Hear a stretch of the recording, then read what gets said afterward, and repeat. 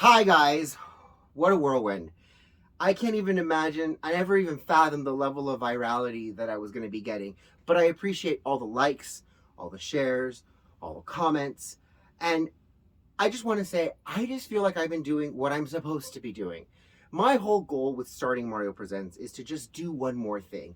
I started making videos, it turned into making blog posts, it turned into going out on the streets, it turned into speaking at city councils, it turned into speaking at school boards, and it's turning into teaching the rest of you guys how you can do just one more thing to help save your community.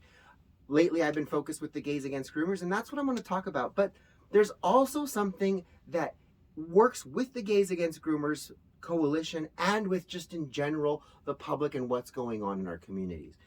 Having spoken to many school boards, I know the issue of literature in our schools is a huge concern.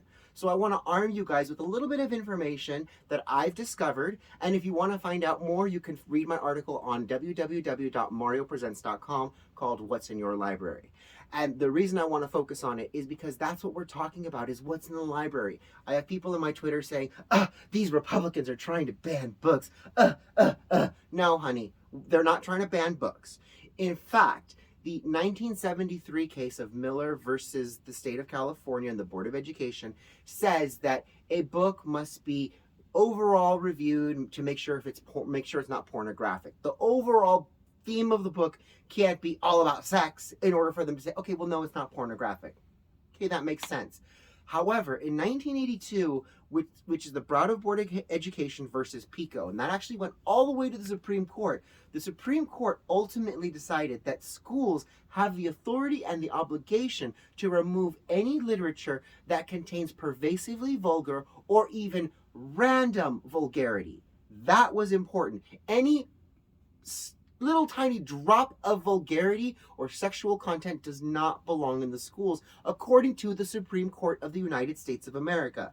Now, if the school boards decide to retain that stuff, that's on the school boards. And the Supreme Court said that if a school board decides to retain this sexual literature, then the school board is giving an implicit endorsement of it. So these school boards can't be like, no, I don't know. It was just the GSA club. I don't know what they were doing. No, you have an obligation to know what they're doing. And if the GSA club decides to bring in a book called, Genderqueer, which describes oral sex between the characters into the high school, you as a high school board have the authority and the obligation to remove it from the school. Otherwise, you are actually saying, yes, we allow this. You are giving an implicit endorsement of the material. So I very, very much encourage all of you guys to start paying attention to what's happening in your libraries. Now, when we talk about school libraries and we talk about public libraries, they are completely different beasts. They are similar, but different. The reason that they're different is the public library has no control and has no say over the 1982 ruling, because they're a public library, and in a public library all information is accessible. So if you want to read the book Genderqueer and you're a high school student, then get it at your public library. Your high school library has no obligation to stock it, has no obligation to provide it for you. And if a school in your community is trying to get a book that is not allowed in your school library, it's not banned. It's just restricted because of a Supreme Court case that says, no, we are going to protect our children from sexual literature in the school libraries. But if you want to go find it in the public library, knock yourself out. It will probably be in the children's section. And that all comes at the suggestion and the encouragement of the American Library Association and their partner, Banned Books Week, which, by the way, why do they even have a banned books week? We don't ban books, and we haven't banned books since 1967 in the public library. Everything is everything is freely available. All information is freely available in the public library. However, the librarian has no obligation to say, hey, you know what? You're going to sit there and look at something inappropriate on the library computer. The librarian's not a cop.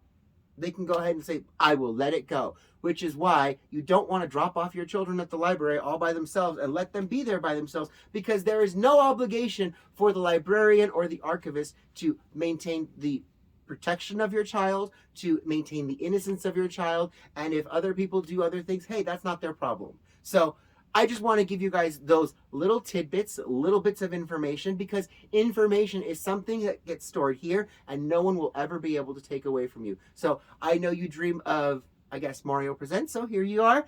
And if you love my shirt, you can check out gaysagainstgroomers.com, shop, and you can use Mario Presents for 10% off your order. I'll talk to you guys soon. I love you all. Mwah! Bye, guys.